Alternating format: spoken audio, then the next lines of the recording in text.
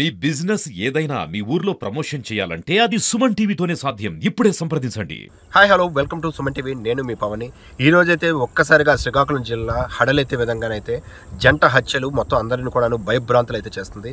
ఒక్కసారి వివాహిత మహిళలు అయితే ఈరోజు ఇద్దరు కూడాను హత్యగా అయితే గురయ్యారు. అయితే ఇద్దరు వేరు వేరు ప్రదేశాల్లో జరిగినప్పటికీ కూడాను హత్య దేనికోసం అనే కోణంలో అయితే చూసినట్లయితే ఒక మహిళనైతే ఈరోజు తన మెడలో ఉన్నటువంటి బంగారాన్ని అయితే చోరీ చేసి నిప్పంటించి బావిలో తోసేసినటువంటి ఘటన ఒక చోట అయితే, మరోటి కంప్లీట్గాను విగత జీవిగాను శవంగా మారి పడి ఉన్నటువంటి హైవే పక్కనే పడినటువంటి మరో హత్య. ఈ రెండు హత్యలు కూడాను బంగారం కోసమా లేక ఏదైనా ఇతరత్ర కారణాలు ఉన్నాయంటూ ఈరోజు అయితే శ్రీకాకుళం జనాలు అయితే ఒక్కసారిగా భయభ్రాంతులు జరుగుతున్నారు. ఏది ఏమైనప్పటికీ కూడాను ఇప్పటికైతే పోలీసు ఒక రెండు బృందాలుగానైతే ఏర్పడి కంప్లీట్గా జల్లెడి పట్టి అయితే మొత్తం దుండగులను అయితే పట్టుకునే ప్రయత్నంలో అయితే ఉన్నారు.